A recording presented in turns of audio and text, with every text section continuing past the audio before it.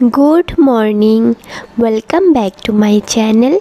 আমি মৌসুমি। আমার নতুন একটা ব্লগে তোমাদের অনেক অনেক স্বাগত। এখন বাজে হচ্ছে সকাল 6টা। আমি 4টার সময় ঘুম থেকে উঠেছি। উঠে ফ্রেশ হয়ে একটু এক্সারসাইজ করে নিয়েছি। তারপরে সোনামার খাবার বানিয়ে ওকে খাইয়ে ঘুম পাড়িয়ে দিয়েছি। এরপরে আমি একটু খেয়ে নেব। তার জন্য গ্যাসে হচ্ছে দুধটা গরম বসিয়ে দিয়েছি আর একটু ড্রাই ফ্রুট নিয়েছি। তো এটাই সকালে খাবো। তো সকালবেলা ঘুম থেকে উঠলে পরে না খুব ভালো লাগে, মনটাও ফ্রেশ লাগে। রাতে তো ঘুমাতে অনেকটাই লেট হয়ে যায়, সকালবেলা উঠতে খুব প্রবলেম হয়। তাই ভাবছি সকালবেলায় উঠবো, যতই কষ্ট হোক। দুপুরবেলা চেষ্টা করব দুপুরবেলা একটু ঘুমিয়ে নেওয়ার।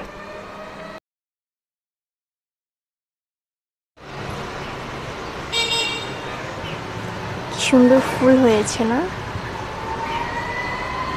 এটা হচ্ছে জবা ফুল। কি ভালো লাগছে দেখতে। আরো হয়েছে এখানে, এই যে একটা হয়েছে।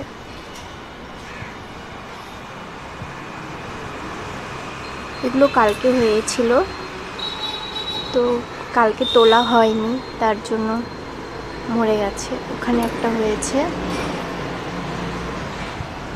আর এই যে দেখো কত সুন্দর এখানে ফুল হয়েছে, কত ভালো লাগছে দেখতে।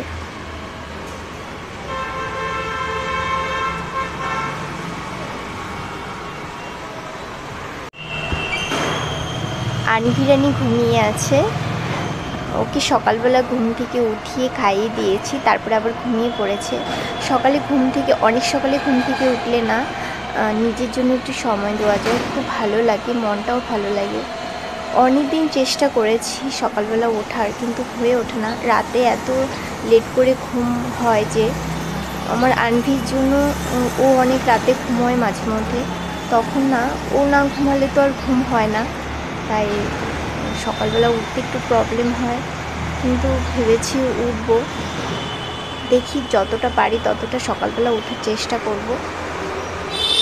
তো এখন বাজে হচ্ছে সকাল 8:30। সবাইকে গুড মর্নিং বলে দাও, বলে দাও সবাইকে গুড মর্নিং, রাধে রাধে বলো তো সোনা। রাধে রাধে। সকাল হয়ে গেছে। তাই তাই করে দাও, তাই তাই করে দাও তোমা, তাই তাই করে দাও, তাই তাই তাই মামা বাড়ি যাই।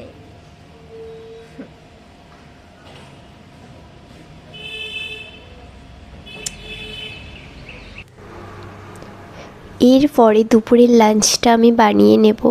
লাঞ্চটা না আমি একটু তাড়াতাড়ি বানাই, কারণ শুধু রান্নাবাড়ি করলে হবে না। আমাকে আরও অনেক ঘরের কাজ সব করতে হয়, সমস্ত কিছু আমাকে নিজে হাতে একা হাতে করতে হয়। তার জন্য তো আনভিকেও সামলাতে হয়। বিট্টু তো সকাল সকাল কাজে চলে যায়, তাই সারাদিন ওকে আমাকে সামলাতেও হয়। তাই একটু তাড়াতাড়ি লাঞ্চটা বানাই, 9টার দিকে লাঞ্চটা বানাই। তো আমি আজকে বানাবো হচ্ছে লাল শাক। লাল শাকটা আমি কেটে ধুয়ে নিয়েছি। এরপরে কড়াইতে তেল দিয়ে কিছুটা দুটো শুকনো লঙ্কা চিড়ে দিয়েছি মাঝখান দিয়ে। তারপরে হচ্ছে রসুন থেতো করে সেটা হচ্ছে দিয়েছি তেলের মধ্যে। একটু ভাজা ভাজা হয়ে গেলে এরপরে দিয়ে দেবো হচ্ছে লাল শাকটা। লাল শাকটা না সেরকম ভালো ছিল না, সেরকম জল ওঠেনি। জল না উঠলে না নরমও হয় না, হালকা নরম হয়েছিল, খেতে মোটামুটি বেশ ছিল। তো লাল শাকটা আমি ভালো করে নাড়িয়ে নিলাম। এরপরে নুন দিয়ে ঢেকে দেব। নুনটা আমি দেখাতে পারিনি, ফোন এসেছিল তার জন্য। তো আমার নুন দেওয়া হয়ে গেছে, এরপরে ঢেকে দিলাম। তো আমার লাল শাকটাও হয়ে গেছে, নামিয়ে নিব এবার। আমি সেরকম আইটেম করি না, আমাদের দুটো পদই হয় রান্না। কারণ আমরা দুজনেই থাকি তাই। আর ও সেরকম খেতে চায় না, বেশি বেশি কিছু রান্না করলে না ও খেতে চায় না। আমারও অতটা ভালো লাগে না ছোটোর থেকে, তো অল্প রান্না করেই খেতে অভ্যাস আছে আমাদের ফ্যামিলিতে, মানে বাপের বাড়ি ফ্যামিলিতেও না কম লোক থাক আমাদের, তার জন্য। তো এরপরে বানিয়ে নিব হচ্ছে কচু দিয়ে, শোলা কচু দিয়ে হচ্ছে ইলিশ মাছের মাথা। তো তোমরা এই রেসিপিটা খেয়েছো কি না আমি জানি না, কিন্তু খেতে কিন্তু অসাধারণ হয়েছিল, দারুণ হয়েছিল খেতে। তো দেখে নাও আমি কীভাবে বানাই। তো কড়াইতে তেল দিয়ে এরপরে শোলা কচু আর হচ্ছে আলুটা আমি ভেজে নেব।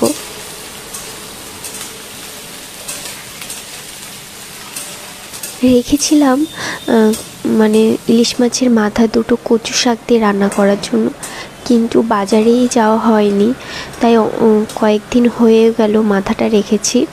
তাই জন্য ভাবলাম শোলা কচু আছে, এটা দিয়ে রান্না করি।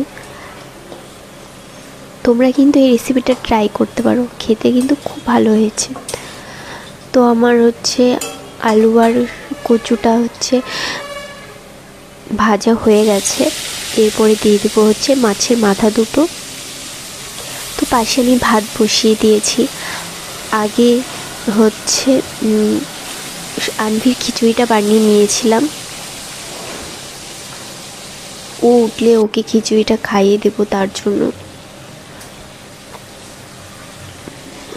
তো আমার মাছের মাথা দুটো ভাজা হয়ে গেছে, তো নামিয়ে নিচ্ছি এবার।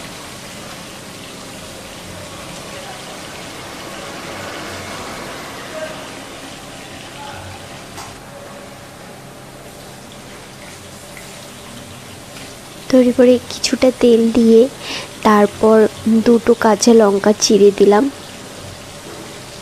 মানে সরি চিড়ে না, ভেঙে দিয়েছি। এরপরে কিছুটা কালো জিরে দিয়ে দিয়েছি, দিয়ে দিব হচ্ছে মশলা। মশলার মধ্যে আছে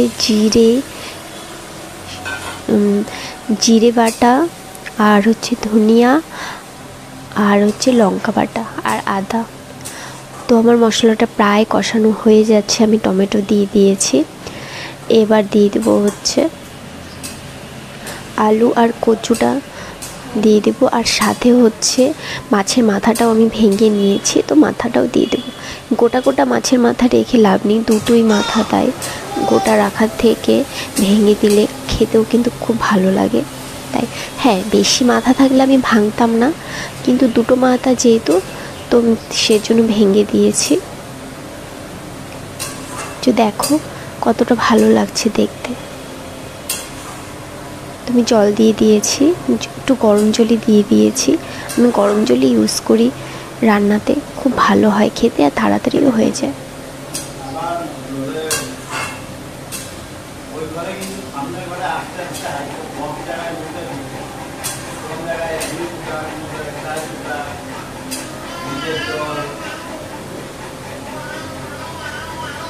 সকালে ব্রেকফাস্ট করেছি হচ্ছে চিড়ে আর হচ্ছে চিড়ে দই কলা, ওটাই আমরা ব্রেকফাস্ট করে নিয়েছিলাম সকালবেলা। সকালবেলা সেরকম কিছু রান্না করিনি, মানে ব্রেকফাস্টে কিছু করিনি।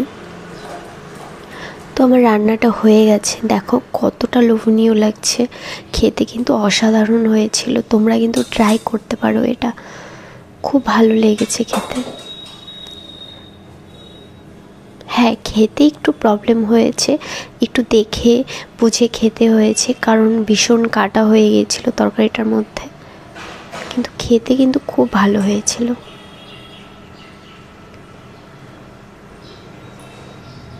তো আমার রান্না হয়ে গেছে, আমি এটা ভালো করে গুছিয়ে রেখে দেব, আর রান্নাঘরটা আমি ক্লিন করে নেব। দেখো আমার আনভি কী করে হচ্ছে হাঁটাহাঁটি করছে। ওর বয়স এখন হচ্ছে 10 মাস চলছে, 10 মাস 7 দিন চলছে, তো হাঁটা শিখে গেছে। এখন শুধু না, সারা ঘর দিয়ে শুধু হাঁটবেই হাঁটবে, হাঁটবে আর পড়ে যাবে, হাঁটবে আর পড়ে যাবে। ছোট ছোট হাত, ছোট ছোট পা, দেখতে কি ভালো লাগছে তাই না? আমি তো ভাবতেই পারিনি এত তাড়াতাড়ি ও হাঁটা শিখে যাবে। এখন পড়ছে আর পড়ছে।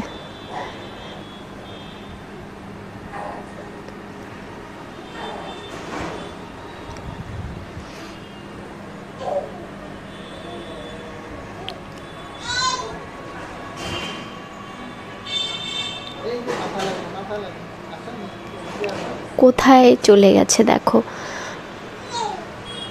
মাঝে মধ্যে কি করে, চোখের নিচে গিয়ে খেলবে, ও ওখানে বসে বসে খেলবে, আর সারা ঘর আমি খুঁজে বেড়াই ওকে। হাঁটো, একটু হাঁটো, হাঁটো সোনা। এটার মধ্যে হাত দেবে, ওটার মধ্যে হাত দেবে। চলো, তোমাদের আমার এই ব্লগটা কেমন লাগলো অবশ্যই জানাবে, কমেন্ট করো প্লিজ। কমেন্ট করলে না আমার খুব ভালো লাগে। তো লাইক শেয়ার করে দিও আর সাবস্ক্রাইব করে দিও, আমার পাশে থেকো। বাই, ভালো থেকো তোমরা সবাই।